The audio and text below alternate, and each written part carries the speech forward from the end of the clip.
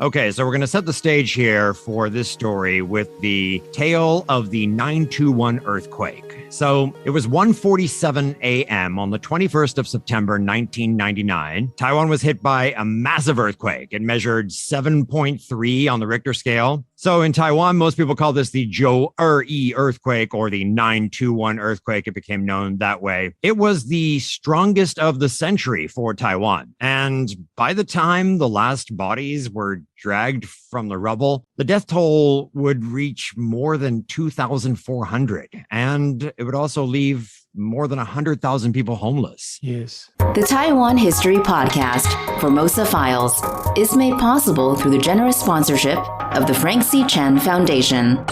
Formosa Files. One saving grace, though, was that the earthquake struck at night. Imagine if it had hit during the day, all those kids at school. Right. Because 120 schools were destroyed or severely damaged. And another saving grace was that the epicenter was beneath Tzu Chi, a small town about a dozen kilometers west of Sun Moon Lake in central Taiwan. So a relatively sparsely populated rural area. Yeah, if you go there today, there's some ruins that they kept as a memorial, a school that collapsed, and there's a museum dedicated to the earthquake. It was a major milestone in Taiwanese history. And as I noted, the strength in general was 7.3 on the Richter scale, but in Taipei, it was only about 4. But still, even with that, some buildings in Taipei came down, including a 12-story hotel. Yes, I remember that. So citizens were out in the streets. They'd fled their homes, and they're listening to reports of mass destruction, bridges and roads torn up, high-rise apartments collapsing. The aftershocks are rolling in one after another. But a great volunteer rescue team has already swung into action. Right. So we're talking about members of the Tzu Chi organization. And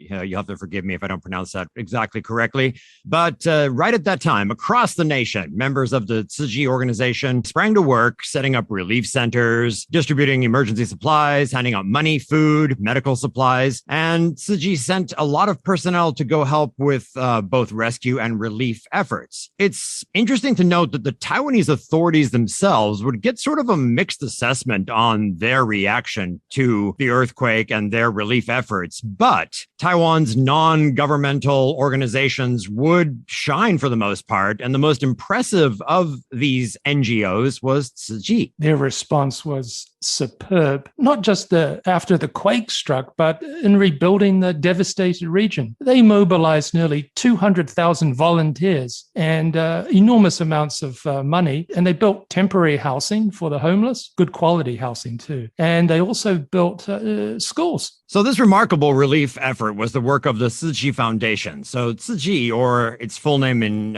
English would be the Buddhist Compassion Relief Tzu Chi Foundation. This was founded back in 1966 by a charismatic Buddhist nun, the Master Cheng Yen. In Chinese, Tzu Chi literally means compassion and relief. So the aims of the movement are humanitarian for the most part, to alleviate suffering, to help the poor, but they also try to teach ethics to the rich and the poor alike. And Tzu Chi is unusual for a religious movement in the respect that it has from the public in Taiwan, from Taiwanese politicians and the media. With more than 5 million members worldwide, and that number might even be higher than that, those numbers are from a while back, as well as tens of thousands of full-time volunteers, it's the largest lay Buddhist organization in the contemporary Chinese religious world. Okay, by lay, you mean the regular followers of the religion. So in other words, not the clergy, ordinary people rather than monks and nuns. Yeah, this lay aspect is a pretty key element of the Tzu Chi story. So traditionally, Chinese Buddhism was largely about monasteries and the renunciation of worldly matters, shaving your head, putting on the robe, all of that. You know, you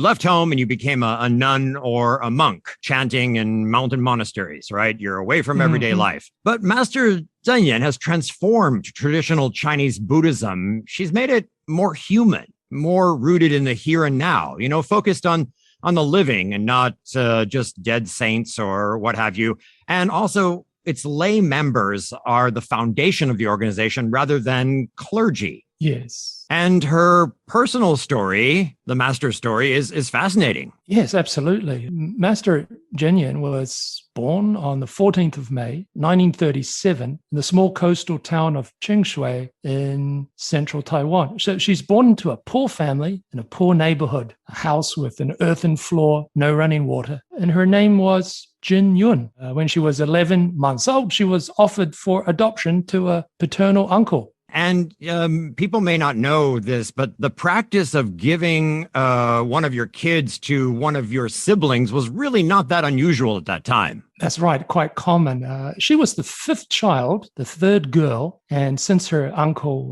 was childless, the aunt having suffered miscarriages, she was offered to his family and adopted. So these new parents, also poor, the father did odd jobs, the mother did household chores, which were time-consuming because you had to collect firewood and fetching water. These things would take time. So Master Cheng Yen being born in 1937, she's roughly 84 years old now. That means she was old enough to remember the tail end of World War II, like 1944, 1945, right, when there was heavy bombing of Taiwan. Yes. Among her early childhood memories were the air raids, the violence of war, death and injury. And she did 6 years of schooling. And that might have not been all that smooth if you think about it, right? You've got the interruption of the switch from Japanese rule to sudden nationalist Chinese rule. So she did 2 years of Japanese schooling and 4 under nationalist rule. And that was the end of her formal education. She devoted herself to the family, which after the war moved to the nearby town of Fongyuan. And the family fortunes changed. The father running several theaters, Taiwan opera and movies. She helped with the family business, doing bookkeeping, selling tickets, preparing snacks, and household chores, taking care of kids, because after she was adopted, her new mum had 4 children. And from all accounts, she was not especially interested in religion as a kid. But there was an incident when she was about 15, which would be roughly 1952. Yeah, her mother became very ill, and Jun Yun prayed to Guanyin, the goddess of mercy, to help her mum. She offered to exchange 12 years of her life and to become a vegetarian if her mother's illness was cured. So the story goes that at this time, Jun Yun had a recurring dream in which Guanyin helped her mother. Jun Yun's mother did recover completely without the need for some risky operation, and Jun Yun kept her vow to become a Buddhist vegetarian, and of course later would devote herself to Buddhism. Vows to the gods for help and vows kept. It's one of the reasons there are so many temples in Taiwan. For example, my wife's grandfather, a farmer, was gored by an ox. He beseeched one of the Taoist gods for help. He survived, and he kept his promise to build a temple. Wow, gored by an ox. Doesn't sound like fun. So, the story continues that 8 years later in 1960, Jun Yun's father had a stroke at the office, sadly. She called a car to take him home, but he lost consciousness on arrival and he died 2 days later. She was told that maybe her father would have survived if she hadn't moved him. That's a devastating thing to tell someone. Yeah, I don't know why they would mention that, but Jun Yun was obviously shocked by the sudden death of her father at just 51 years old, left bereaved. She's got tons of questions about the meaning of life. She decided to become a Buddhist nun, and that year she secretly left home and went to a small nunnery in Taipei. 3 days later, her mother found her, and back home they went. But she ran away again a year later with a nun she had befriended, and this time somewhere more remote to the East Coast. And they're wandering around from temple to temple. A year later, her mother found her, but she could not convince the daughter to return. So at this time, Jun Yun settled down at a temple in Hualien. And we have to remember that at this time, the East Coast in general, Hualien, was still very, very remote. It wasn't until 1979 that it was connected by rail. And we're talking about a slow single rail track, so remote. Before that time, travel options to get to Hualien were an overnight ferry from Geelong. You could do a day's travel over the Central Mountains or the Cross Island Highway. That's quite a trek. Or a rather vertigo-inducing coastal road journey that is to this day kind of spooky. The road runs alongside cliffs and is not an easy way to get to somewhere. But being in the back of beyond had its advantages. It meant more religious freedom away from the government authorities and religious authorities.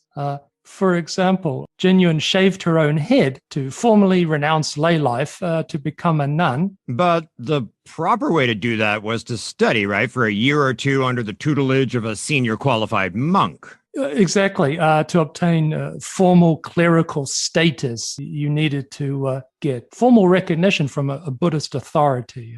But luckily, she found a shortcut. She had a fortuitous meeting with a greatly respected Buddhist master, and he agreed to be her tonsure master, to ordain her. And it was Master Yun who gave Jun Yun her new name, Zhèngyán. It means something we're not quite sure, but like disciplined master. Yeah, so Cheng Yen studied Buddhist literature by herself, built up a small group of devotees, did craft work to earn money. And the idea to found a Buddhist charity gradually took root. And there were two influences here. One was meeting Catholic nuns who kind of chided her that Buddhists did little to help society. They were like, Christians build schools, but what do Buddhists do? And I guess at that time, they kind of had a point. She was also saddened at seeing one very poor person refused hospital treatment because they lacked money. It's one of the origin stories of the group. The person passed away instead of being able to be treated just because they couldn't afford it. So in 1966, Tzu Chi founded the Buddhist Compassion Merit Society, or Tzu Chi. Humble beginnings and slow growth in the first decade. The organization just had a group of 6 disciples, I think 30 members, mostly housewives, and they saved money for medical costs for poor people. And they would save every time they went out, they'd put half a NT in a bamboo container. So that's 15 NT a month, I think. So after a dozen years, in 1978, although the movement is still local and small, saving pennies, Cheng Yen announced a project to build a large new hospital. Amazing. So why would she decide to start with a massive one? With the resources she has, why not just start with a small one? Religious competition and need, I think. There were several small ones run by Christian missions, but no large hospital in Hualien. More amazing than the ambition was the success in raising money for the hospital. She had enough for the land to start building, at least, and the groundbreaking ceremony took place in February 1983. But a couple of weeks after that, she gets some really bad news. A government notice: sorry to inform you that the site is needed for military purposes and has been confiscated. Ouch. So this is 1983. We are still technically in martial law era Taiwan. And this was a time that, well, if the military said they wanted something, they kind of got it. So what were the military purposes cited for confiscating the land? Secret. But it would later come to light that the Air Force were going to build tunnels at the base of the mountains there for their planes, and they didn't want any buildings nearby. When the government had approved the hospital, this fact, being a secret, was unknown. Right. This is a crushing blow for Zheng Yun. Years of hard work and the donations of thousands of people. She couldn't sleep or eat for several days, was afraid to break the bad news to her followers. But the goodwill she'd built up with government leaders paid off. A month later, the Minister of Interior, he found a new site. He had visited Cheng Yen in 1980, I think, and been impressed. Meeting her face to face seemed to really impress people. So the Minister of Interior helped her find a new site, one near the town's new railway station, and they had a second groundbreaking ceremony on April 24th, 1984. That would be 14 months after the original one, and it was attended by none other than Li Denghui, who was then the governor of Taiwan province. Li offered to rent the land to Tzu Chi for a token 1 NT. 1 NT, so basically free. Okay. Yeah, but you'll be surprised. Master Cheng Yen politely declined the offer. She wanted to buy it and to pay a market price. So they've got documents saying you can have this land, but they don't have enough money to build the hospital at this point. But fortune shines. A wealthy Japanese real estate developer offered the extraordinary sum of $200 million.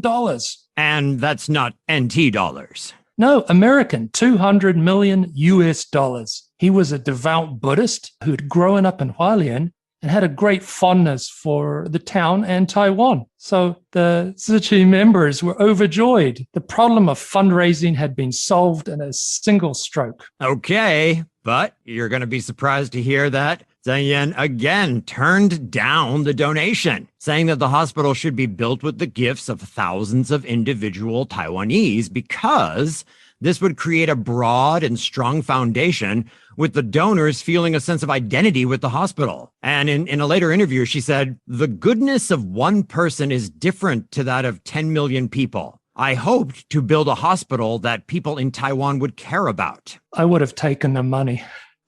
Yeah, it's quite a bit of money to turn down, but I also see her point. It would have been kind of beholden to this one donor, and donors like that always have a tendency to like dictate terms and different things like that. Yes. So members and membership had grown to 60,000 at this point, in large part from publicity around the hospital. The members went on a huge fundraising effort, donating, asking for donations, working second jobs, holding events. There were over 200 rich donors giving more than $1 million NT each, and then going down to street vendors and all the way down to lepers. Wow. Lepers at a sanatorium in Taipei County. Some of them donated their life savings, coins which had been put away since the end of World War II. So they raised enough money, and the building is nearing completion. This is a very admirable project, but there must have been some doubts as to whether, a group of Buddhist housewives essentially could run a large modern hospital. And that would be a challenge not just for securing donations, but also for hiring doctors,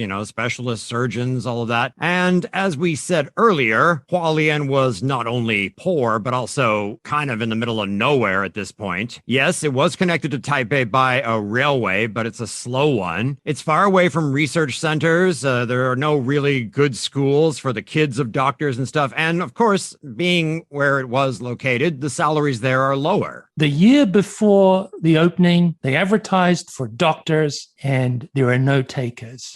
So they had to go knocking on doors quite desperately. But as we've seen so far, Master Cheng Yen is a charismatic woman with a knack for making things happen. So come opening day, I assume they've rounded up doctors and things are going to be okay. Opening day, August 17th, 1986, a beautiful new hospital, a 5-story building with 250 beds, 4 departments.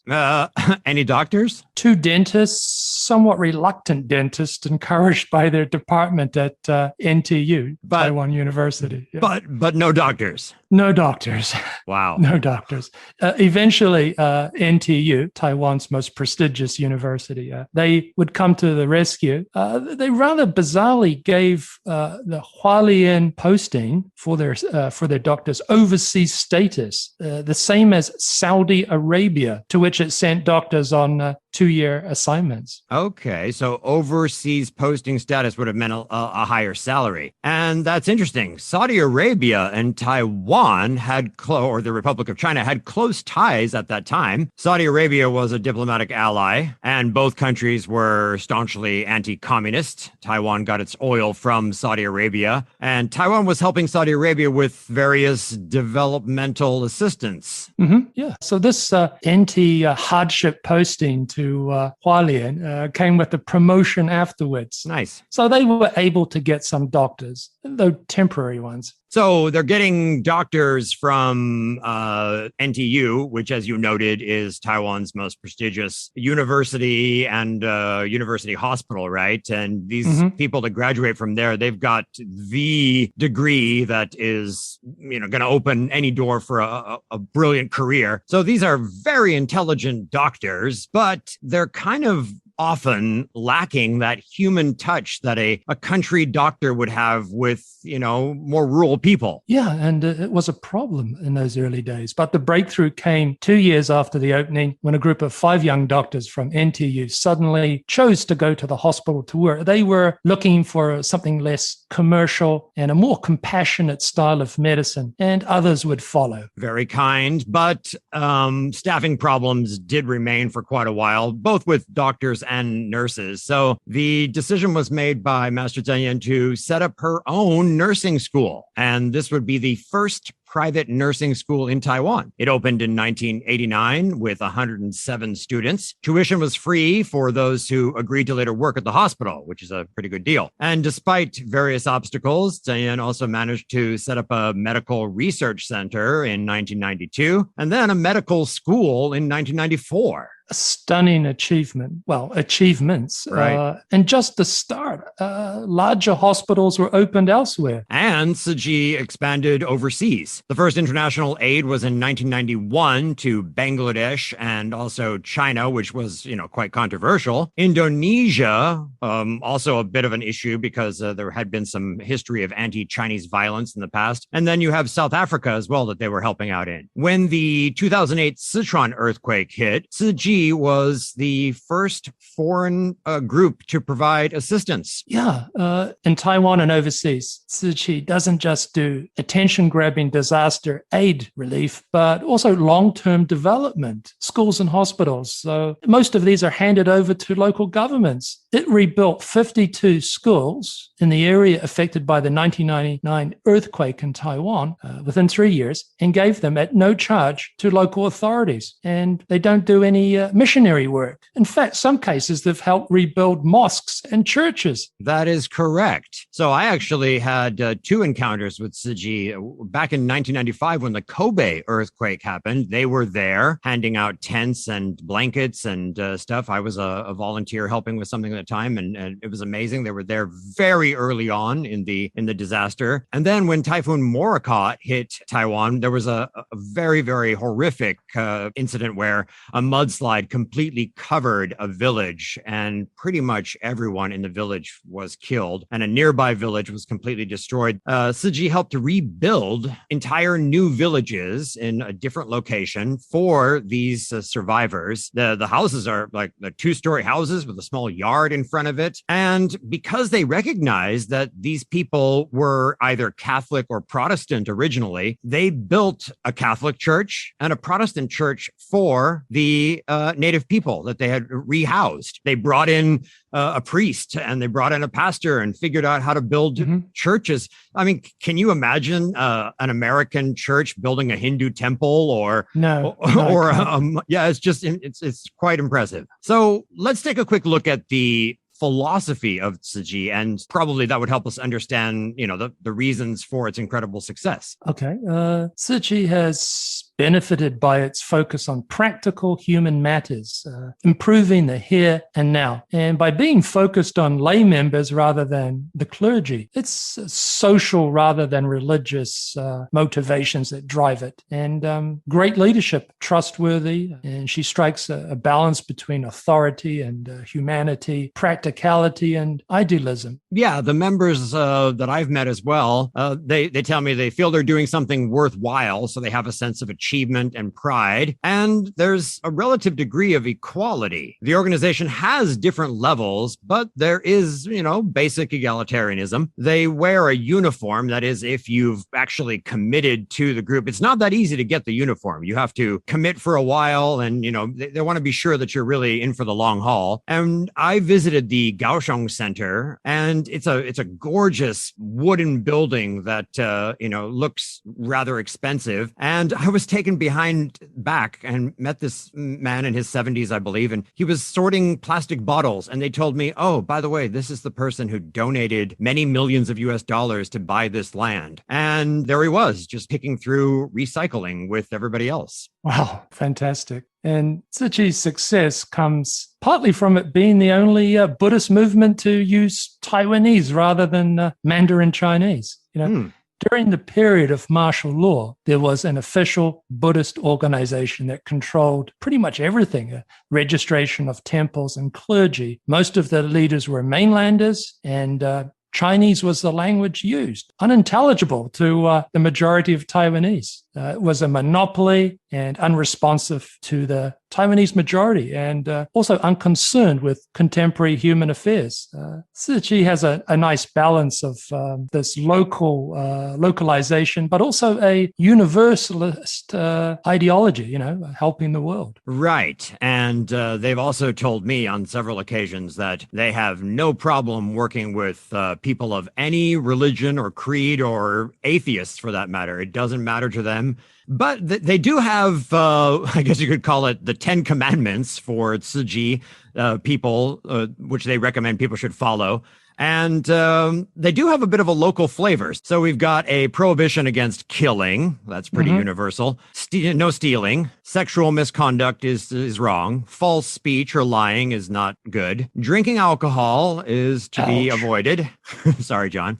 Smoking or chewing betel nut is strongly advised to be refrained from. Gambling is a no-no, and that includes playing the lottery and involvement in the stock market, which is going to be a bit of a hard pill for some to swallow. You are supposed to be filial, or what's a way of explaining that? Faithful to your parents, right? Yes, respect the parents. Yeah. You should not break traffic laws. That's one of their rules. And also, once you put that uniform on, you are not allowed to participate in political demonstrations or anti-government activities, or basically in politics in general. Yeah, the rules are quite health-focused for local problems.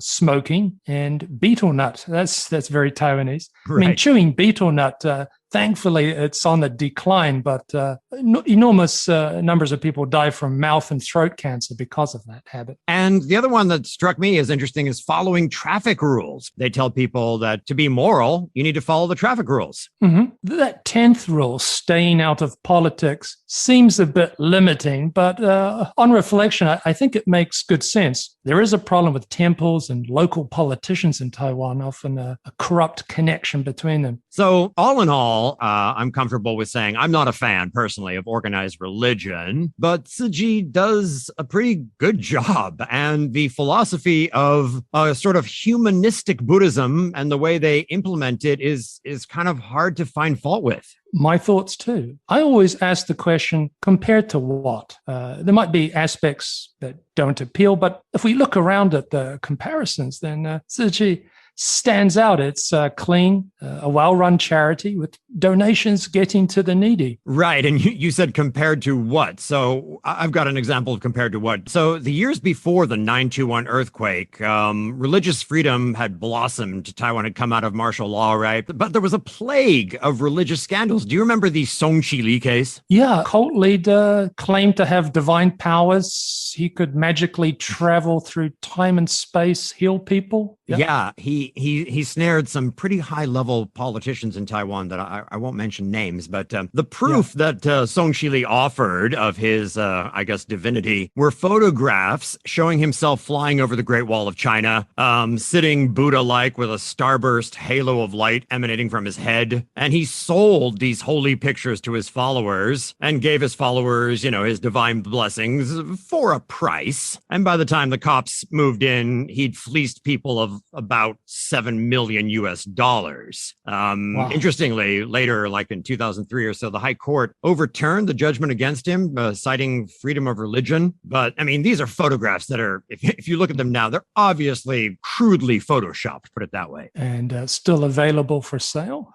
I guess so. But, I mean, the Song Chi Li case looks relatively sane compared to another example just a couple of years after. The Taiwan UFO cult. So March 1998, 150 followers and the leader, the great prophet Chen, were assembled in Texas to await God and his fleet of flying saucers, yes, UFOs. So according to Chen, God, who was talking to him through a diamond-encrusted gold ring, was coming down to Earth, preparing an exodus to another planet. Man, all the things that are interesting about that. Why Texas? Why a diamond-encrusted gold ring is just like, wow. go. So these are extreme cases, but even mainline religious groups have some rather dubious practices, especially when it comes to fundraising and the use of donations. Yep. So the Tzu Chi Foundation really stands out. The conduct of its leader over many decades, the followers, the projects they've handled from emergency aid to good long-term projects, transparent use of funds,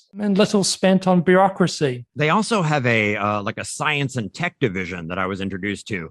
They gave me a vest when I was visiting them that was made out of plastic bottles. So they strung out the plastic into fibers and turned it into a vest that is one of the warmest things I've ever worn. And they use those for, charity work in places that are cold. They also have developed some shoes that no nail can puncture so that the volunteers don't hurt their feet. They've got these plastic beds that are perfect for after floods or after typhoons, and they've got a whole R&D division that's developing new things for charity, which is very impressive. Excellent. I raised my glass of tea. Of tea. Yes, correct. All right, that's gonna have to do it for today. This has been Formosa Files. I'm Eric Michael Smith. I'm John Ross. Bye. Bye.